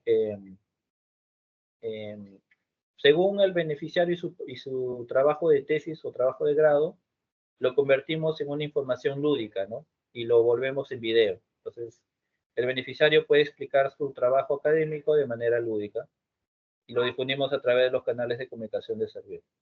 Y también tenemos un ciclo de conferencias, eso también lo hacemos cada tanto tiempo, para que el beneficiario pueda, a través de Zoom y abierto al público, con la participación de algunos coexpositores, exponer sus trabajos académicos. Entonces, hay muchas otras cosas más que podría comentarles, pero creo que ya nos hemos excedido un poco en el tiempo de la exposición.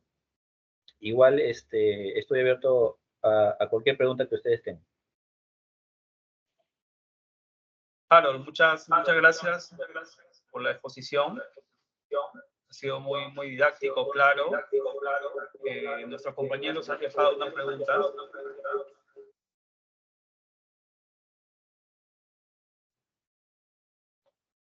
Voy a compartirla.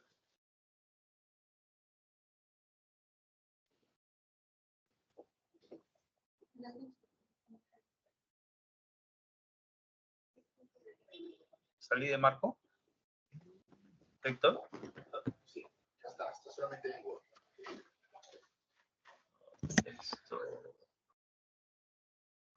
¿Logras ver las preguntas? A ver. Voy a salir del...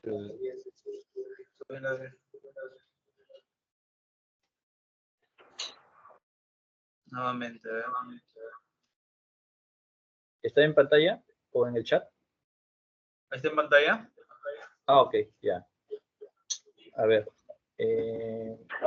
Hola, buenas. Pues Pueden una pregunta. detallar sobre la carta de admisión. Ya, ok. Bueno, las voy comentando en el orden, ¿sí? ¿Les parece? No, no escucho.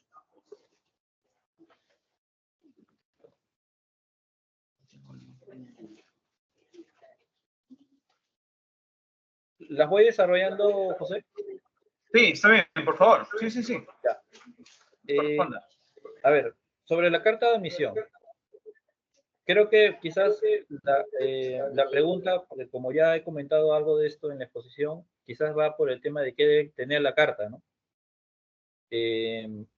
La carta de admisión es un documento que emite las universidades y por el cual valida si es que una persona en particular tiene esta admisión para un posgrado, que sea una maestría o un doctorado, ¿no? Entonces, ¿qué debe tener la carta de admisión para poder ser aceptada por Reto Excelencia, ¿no? Lo primero, que tiene que tener signos distintivos de que es un documento oficial, ¿no? Porque ha sucedido a veces que, por ejemplo, nos mandan una copia de un correo de un decano indicando que sí, que tiene la admisión, pero eso no es un documento oficial, o sea, tiene que ser una carta formal, PDF, llamémosla así, no impresa, pero PDF, que sea emitida por una persona representante de la universidad y que puede tener una firma digital o una firma manuscrita, ¿no? Sí, puede tener un logo institucional, puede tener una dirección, canales de contacto, en fin, pero tiene que ser oficial, ¿no? ¿Qué otras cosas debe tener la carta? Tiene que tener, obviamente, la mención del nombre del estudiante, el tipo de admisión, si es que es definitiva o condicional. Eh, lo de condicional creo que ya lo expliqué, pero igual lo vuelvo a comentar. Solamente aceptamos una admisión condicionada a la nivelación de algún idioma o algún curso técnico previo al inicio del periodo académico regular, ¿no? Cuando digo nivelación del idioma, me refiero en específico por ejemplo, en el inglés, yo obtuve un puntaje en el TOEFL o en el IELTS, pero ese puntaje la universidad no le basta, no le es suficiente. Entonces, en la carta te dice, ok, yo te admito condicionalmente, pero sujeto a que tú en mi universidad o en mi instituto lleves unas clases por 3 meses del idioma inglés, ¿no? Algo así, para poder explicarlo en sencillo. Entonces, eso sí lo aceptamos, pero si en la carta dice que usted no obtuvo el puntaje del TOEFL o el IELTS suficiente, vuelva a llevarlo el examen internacional y obtenga tal puntaje, esa mención en sí misma no es aceptada. O sea, lo que aceptamos es que la universidad te diga, ok, ya, te acepto tu puntaje, pero tienes que nivelar el idioma en institución, ¿no? Y si es un curso técnico, bueno, es lo obvio, ¿no? O sea, puede suceder para cualquier carrera o cualquier programa académico que necesites alguna nivelación, inclusive de matemáticas, o si es para una rama específica como son las ingenierías, a veces hay temas técnicos que tienes que conocer antes de llevar la maestría o el doctorado, ¿no? Pero eso sí es lo obvio, ¿no? Otra cosa es que tiene que tener la fecha de inicio y término de los estudios en día, mes y año. Ahora, sabemos que en el sistema inglés no necesariamente te lo ponen así, pues, ¿no? Día, mes y año. Pero nos bastaría con que esté al menos el mes y el año, ¿sí? En esos casos. Y eso es necesario saberlo porque recuerden que nosotros hacemos una evaluación económica en función de la cantidad de meses reales que duran los estudios. Entonces, sí es necesario que esté en la carta. Eh, y otros aspectos que en la carta debe estar, obviamente, el nombre del programa de estudios, si es una maestría o un doctorado, en fin, ¿no? La fecha de emisión. Y para obtener la carta de admisión es lo que justo les comenté poco antes de cerrar la exposición, ¿no? Eh, Les van a pedir todo tipo de cosas. Los que incluyen en el PPT es como un compendio de lo que las universidades normalmente te piden, ¿no? Ya depende de cada caso. Lo que sí les sugiero es que ingresen a las webs de las universidades y ahí busquen los datos de contacto del personal que atiende estas consultas, ¿no? Ellos les van a poder dar mayores visos sobre estos temas. Ahora, sobre la pregunta 2, en el caso que un postulante acceda a la beca y ésta se le otorgue, en su centro laboral, ¿cómo es? Creo que se refieren a la licencia, ¿no? Ya miren, la licencia por capacitación es un tema que nosotros como Reto Excelencia no revisamos directamente, pero sí, digamos, forma parte de una directiva elaborada por Servir y que digamos, aplica a todas las entidades del Estado. Hay un tema con las empresas públicas que no necesariamente están obligadas, pero, digamos, lo concreto es que cualquier trabajador del Estado, eh, bajo los regímenes laborales 728, CAS, 276 y carreras especiales, que obtenga financiamiento para profesionalización, en este caso, estudios de maestría o doctorado, con fondos públicos, digamos, Servir a través del programa Reto Excelencia, puede solicitar a su empleador la aprobación de una licencia por capacitación, ¿sí? Ahora, que si esta licencia es con goce o sin goce de haber, ese es un tema que ya depende de una serie de criterios o de requisitos que contempla la misma directiva.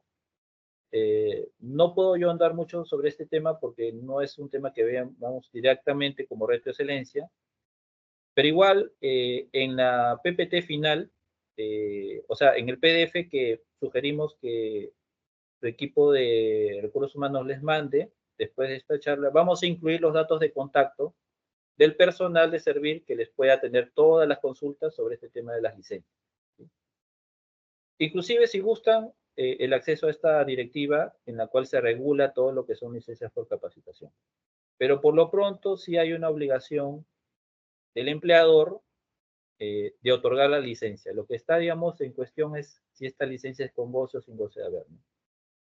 Y en el caso de las empresas públicas, les decía, hay un tema referente a si hubiera o no una obligatoriedad para seguir esta directiva, ¿no? Porque tienen un marco diferente al resto de entidades que están dentro de la ley del marco del empleo público, ¿no? Entonces, esos temas, digamos, los podría atender nuestro equipo de gestión de la capacitación, cuyos datos les comentaba, les pasaré a través de la PPT en PDF. Una vez inscrito en la maestría, ¿cómo se pide el apoyo? Entiendo que se refieren o sea, ¿cómo piden el apoyo a Servir? O sea, para postular al préstamo, supongo. Bueno, es lo que les comenté en la exposición, ¿no? Acá todo comienza porque obtengan la carta de admisión. Digamos, podríamos decir que ese es el primer paso. Pero previamente a ello tienen que asegurarse de que tienen la cantidad de tiempo de trabajo suficiente, ¿no? 2 años continuos o 4 años acumulados, recuerdo. De ahí viene el tema ya de la carta de admisión. Entonces ya con la carta de admisión, la sugerencia es que revisen la web del programa, o sea, la web de Reto Excelencia, quiero decir, y ahí están los requisitos, las condiciones. Ahorita de momento no está publicada la información de este año, pero lo haremos próximamente. Tenemos, por así decirlo, un deadline hasta la quincena de junio para ver la convocatoria. Entonces, solamente les pido hacer seguimiento de la web para cuando esta información esté publicada. Y hay toda serie de ayudas, ¿no? Podríamos decirle gráficas sobre el proceso de evaluación, y toda serie, por ejemplo, cómo llenar los formatos virtuales en el aplicativo de postulación. Les comenté que hay como un manual de postulante. Está esta PPT que acabo de exponer, se las compartiremos posterior a la exposición. En fin, cualquier duda que tengan, justo la última pantalla están los datos de contacto del programa, que son Reto Excelencia, todo seguido, @servir.gov.pe o el anexo 2632, ¿no? para la atención de consultas. Entonces, por esa vía vamos a poder canalizar estas dudas sobre cómo iniciar todo este proceso. Fuiste beneficiario para estudios de una maestría, reto, puede cubrir estudios de un segundo máster o un doctorado.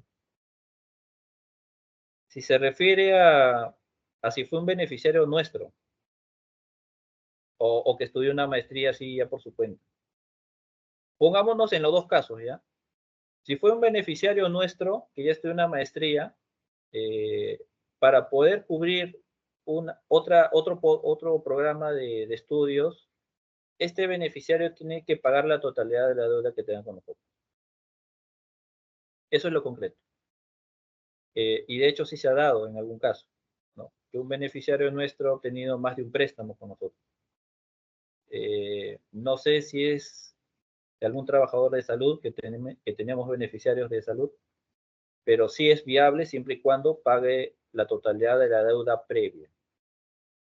Ahora, si es una persona que ha estudiado una maestría o un doctorado por otra fuente de financiamiento, o sea, ajeno al reto de excelencia, y quiere estudiar el mismo grado, pero otro programa de estudio, sí, también lo puede hacer, es lo que les comenté en la exposición. ¿Cuáles son las universidades aprobadas por servir de España? Miren, en la web les comentaba, todavía no está la lista del 2024, pero está la lista del 2023. Realmente en ese ranking QS de las 500 no se mueve mucho entre año y otro. Entonces, la sugerencia es revisen de momento la lista del 2023 y ahí están las universidades de España. ¿Cuál es la edad máxima de postulación? Bueno, no hay, o sea, en nuestro manual operativo, que les decía son como las reglas de juego, las bases del reto de excelencia, no hay una regulación respecto a una edad máxima o mínima. ¿Sí? Ahora, la evaluación económica no necesariamente pasa por ver qué tanta edad tiene, ¿no? El postulante, pero podríamos decir que no hay una regulación respecto a ese criterio, ¿no? ¿Tiene idea de cuánto dura el proceso de admisión a alguna universidad? Muy buena pregunta. Más que en España en general, voy a hablar en general, ¿sí? Y no me voy a centrar tanto en España, porque realmente varía mucho, pero mucho depende en realidad de una universidad, el cómo está rankeada. Porque, por ejemplo, lo que hemos visto es que en el top 10, ahí estamos hablando de Harvard, MIT, en fin, ¿no? Como son universidades bastante demandadas a nivel mundial, demandadas me refiero a con demanda de estudiantes, ¿no? O de vacantes. O sea, es bastante, se pelean los puestos, ¿no? Para poder estudiar. Vemos que los procesos de evaluación de estas universidades pueden durar mínimo 6 meses, hasta un año, ¿no? Pero cuando en el ranking de universidades vamos viendo ya de universidades, por ejemplo, del 50 al 100, del 100 al 200 y así, estos tiempos de evaluación tienden a ser menores, ¿no? Pueden ser menores de 6 meses. Y en el caso de España hemos visto que pueden obtener la admisión en un rango de 3 meses o inclusive hasta un mes. O sea, es muy variable, realmente, es muy variable porque también depende de las facultades, ¿no? Las facultades que son las que elaboran su programa de estudios y sacan sus maestrías y doctorados. No necesariamente los tiempos de una facultad son las mismas a las de otra. Es como en el Perú también es igual. Sea universidad pública o universidad privada, los plazos de admisión, según el programa de estudios, pueden variar mucho, inclusive tocando este tema de la cantidad de gente que ya tiene su vacante, ¿no? Porque cuando tienen muy poca cantidad de personas para un programa de estudios, las universidades a veces deciden simplemente anular la convocatoria, ¿no? Entonces, eh, podríamos decirle que un rango razonable es de 1 a 3 meses de obtención de una carta de admisión en general, y de 6 meses a un año en el caso de una universidad de gobierno, ¿no?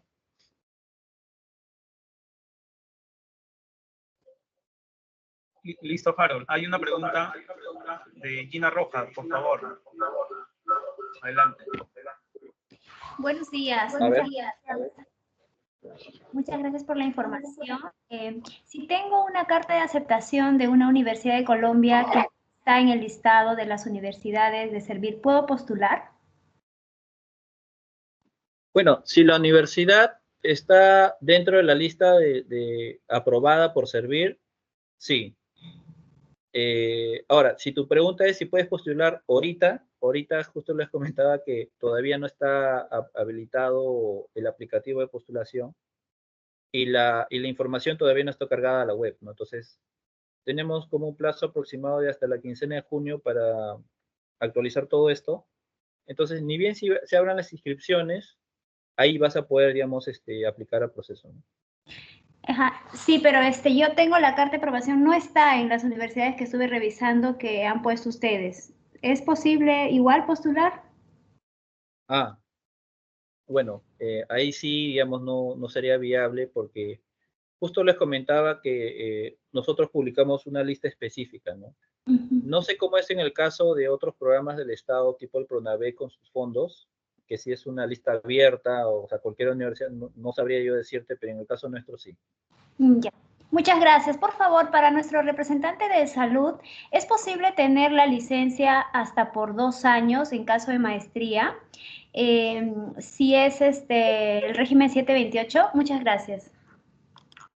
Claro, en cumplimiento de la normativa 20 de salud, sí lo considera previa evaluación y cumplimiento de los requisitos. Y nosotros también nos sujetamos a las normas de servir. Todo pasa por un proceso de evaluación.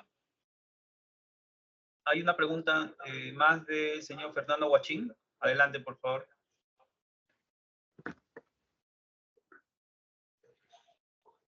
Fernando.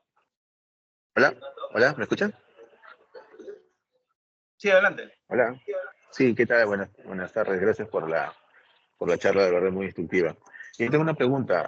Yo soy médico ginecólogo obstetra y me dedico a la parte de medicina fetal, ¿no? Ver patología fetal. Entonces, hay un posgrado de medicina fetal Barcelona, oficiado por la Universidad de Barcelona. Entonces, quería saber si aplicaba o no para poder aprender el camino. Me dijo Universidad de Barcelona. Sí, está auspiciado por ellos. En realidad es una institución aparte, ¿no? Que se llama Medicina Fetal Barcelona. Ya, muy buena pregunta, muy buena pregunta. Miren, en el caso de España, hay algunos programas de estudios, sean maestrías o doctorados, que son desarrollados por más de un centro de estudio, ¿sí? Por ejemplo, puede ser una universidad y un instituto, como escuela o bueno, lo que usted considere, ¿no? ¿Qué decimos nosotros sobre esos casos? Lo siguiente, si el posgrado, maestría o doctorado es desarrollado por más de un centro de estudios, todos estos, sean 2, 3, 4, los que sean, tienen que estar dentro de la lista de universidades, ¿sí? Obligatoriamente. O sea, la lista de universidades aprobada por nosotros. Ahora, lo que usted escribe, si es que mal no me equivoco, podría ser una institución adscrita a la Universidad de Barcelona. Cuando Es digo correcto. adscrita, no me refiero a que pertenezca a la universidad, sino que es un ente aparte, privado aparte, que en convenio con la Universidad de Barcelona desarrollan este posgrado y emiten un cartón a nombre de la Universidad de Barcelona. Sí, así Entonces, es. esos casos en el pasado, estoy hablando de muchos años atrás, sí se aprobaron, pero a partir de una evaluación interna nuestra en adelante ya no se aprueban. Entonces, respondiendo a su pregunta, ¿no? Ya, muy bien. Gracias. Gracias a usted. Harold, una consulta. ¿Qué pasa si apliqué todo el procedimiento y estoy listo para la firma del convenio final, del contrato final, para el desembolso, la parte monetaria, y desisto de hacerlo? ¿Cuáles son las implicancias que hay? A ver, hay unas, digamos, consecuencias que están indicadas en nuestro manual operativo. Y lo concreto es que cuando es o sea, cuando el desistimiento tiene que ver con una razón no aplicable al beneficiario, sino a la universidad, por ejemplo, que la universidad, como quien dice, anula el programa de estudios por A o B razones. No lo sabemos, ¿no? O sea, no son cosas que se pueden adjudicar al beneficiario. En esos casos, digamos, no hay una consecuencia, o sea, puede postular a una siguiente convocatoria, en fin, ¿no? Tampoco que se hace un cobro, ¿no? De hecho, en ninguno de los casos se hace un cobro por todos los trámites elaborados para este proceso de evaluación. Pero, si fuera algo como lo que usted, o sea, simplemente firma el contrato, o sea, pasé por todo el proceso de evaluación y simplemente desisto porque sí o porque simplemente opto por otra fuente de financiamiento, ¿no? Ahí sí puede haber una consecuencia vinculada al impedimento de postular en otras convocatorias del programa.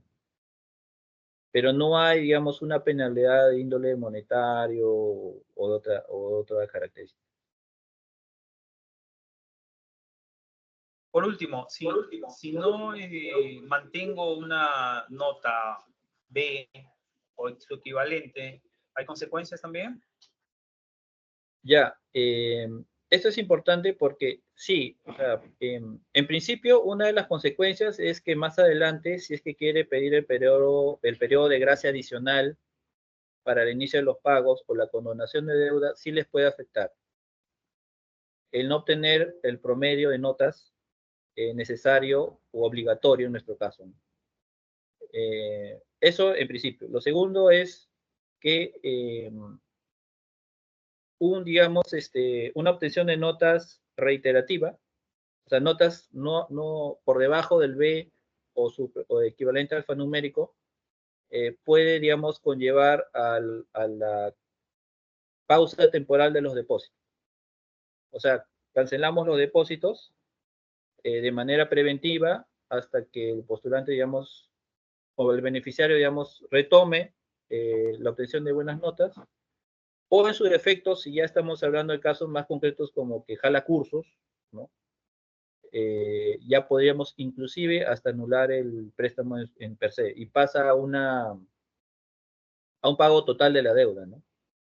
Entonces son temas, digamos, que se explican con mayor detalle en nuestro manual operativo, por eso es muy importante que lean esto, las bases del programa.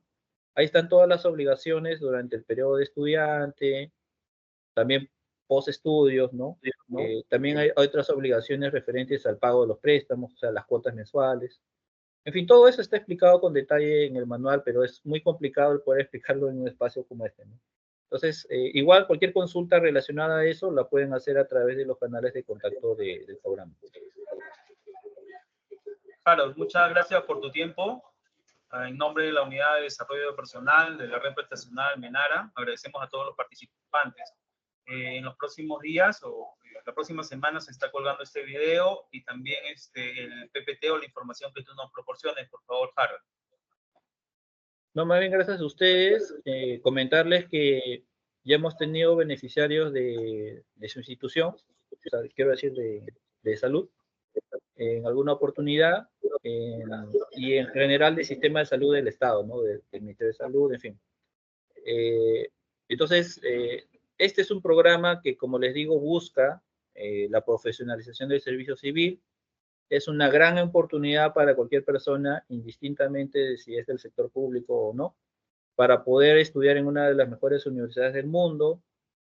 Viajar al extranjero te da un panorama de vida, digamos, muy diferente porque conoces a personas de diferentes partes del mundo, conoces otras formas de pensar, en fin, ¿no? Es una gran experiencia, paralelamente a los estudios, quiero decir, y te abre puertas, ¿no? Te abre puertas, ya sea cuando vuelvas al Perú, eh, aunque han habido casos, pocos casos, de personas que por ahí optaron por quedarse en el extranjero, ¿no?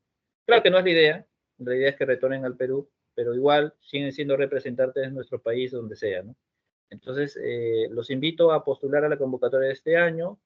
Las inscripciones se van a abrir próximamente, solamente les pido un poco de paciencia.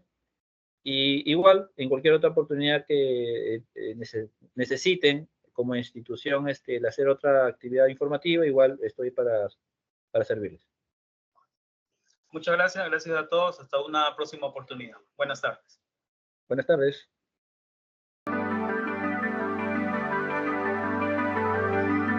Es salud.